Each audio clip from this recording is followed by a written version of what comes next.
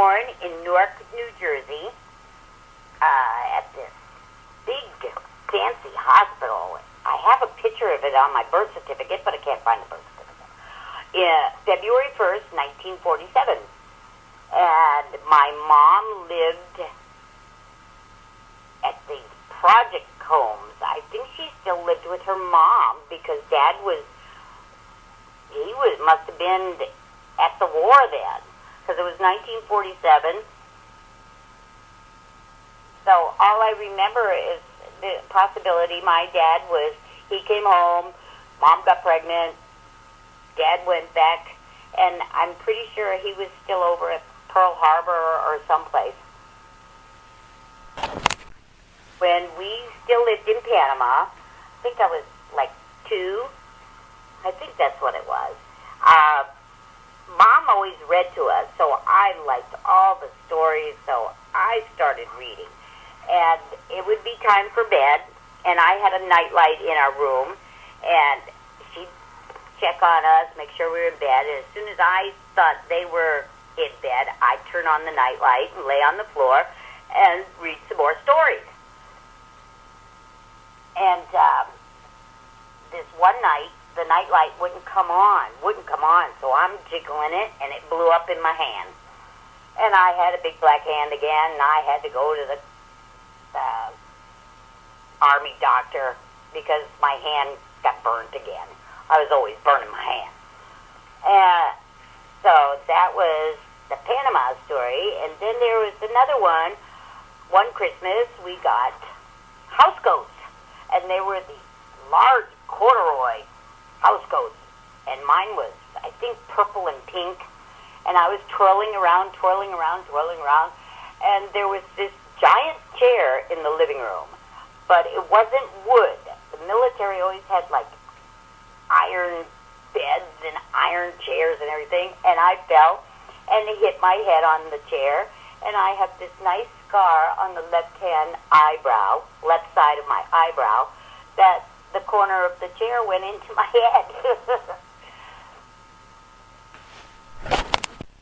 We're living in the Potter Road house, and Dad was still in the service. He went and got us a second-hand TV. It was a big console, had a big screen on it, but you couldn't see it unless you were in the dark. So we figured out if we put the blanket over it, we could watch TV, which we couldn't do all the time, but when the Mickey Mouse Club was on, we could watch it.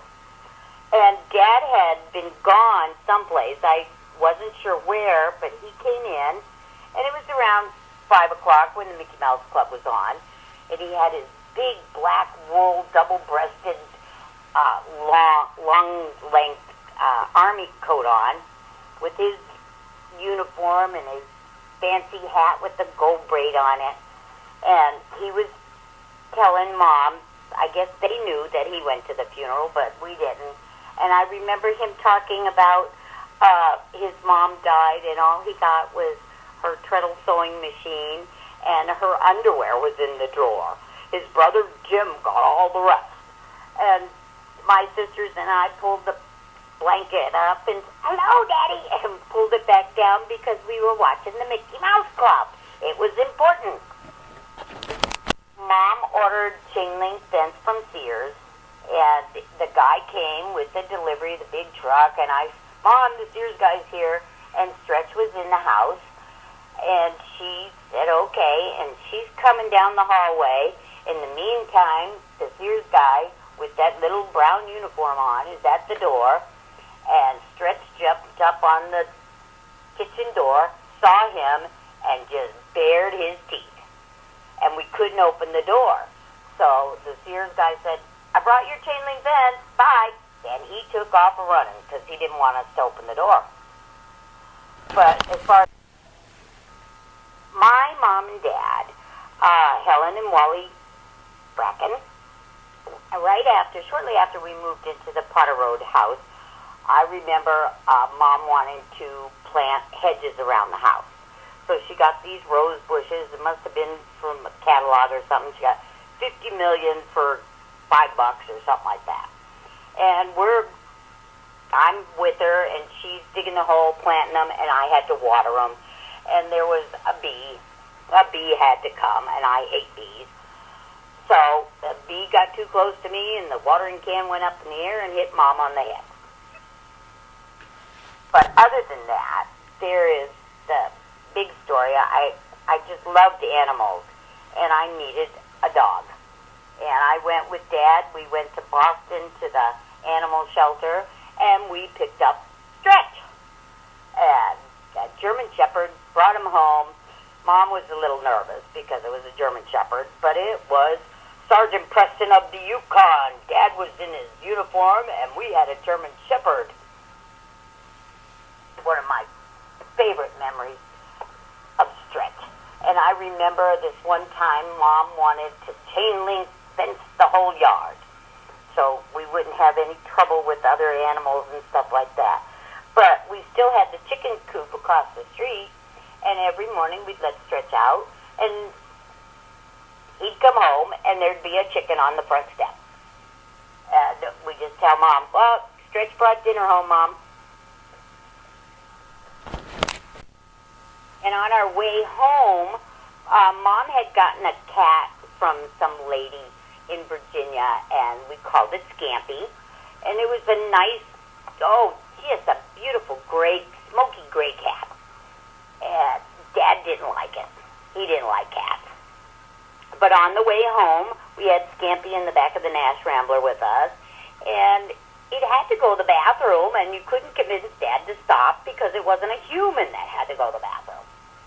So we got to Potter Road, got back to the house and everything, and Scampy had peed in the car. Oh my God, and what a stench. I never knew a cat could make a smell like that. But after that, we were back home for a couple of years, and Dad he was working at Jordan Marsh. He was one of the night watchmen, a cop, whatever. And he took Scampy with him, took him to maybe Concord or Sudbury or something, dropped him off. And maybe a year later, I'm up, dressed for school, open the door, and Scampy was hanging on the screen door. And I just yelled out, Mom, Scampy's back! Oh, and Dad had a fit.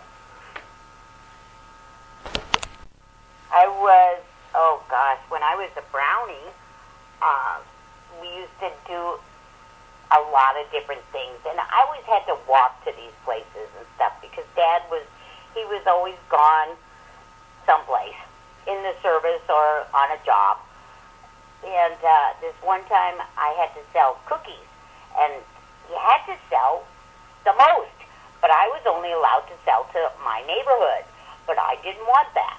So I just got my little pad of paper, receipts, whatever, for the names and addresses and the phone numbers, and a little paper bag for the money, and I took off, and I was almost in Knobscott when it got really dark and I had to turn around and come home. But I won a badge for selling the most cookies, even though it wasn't in my own neighborhood.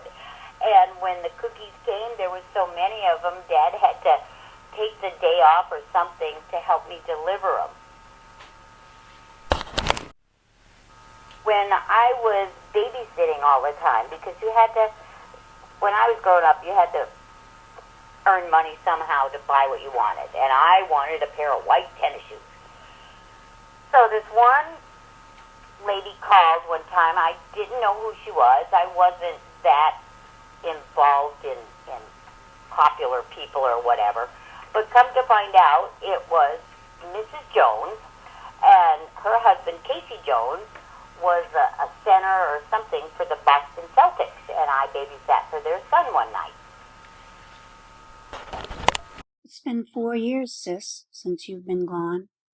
Thank you for making all these great memories for us to remember you by. I love you, Peppermint Patty. Till we meet again.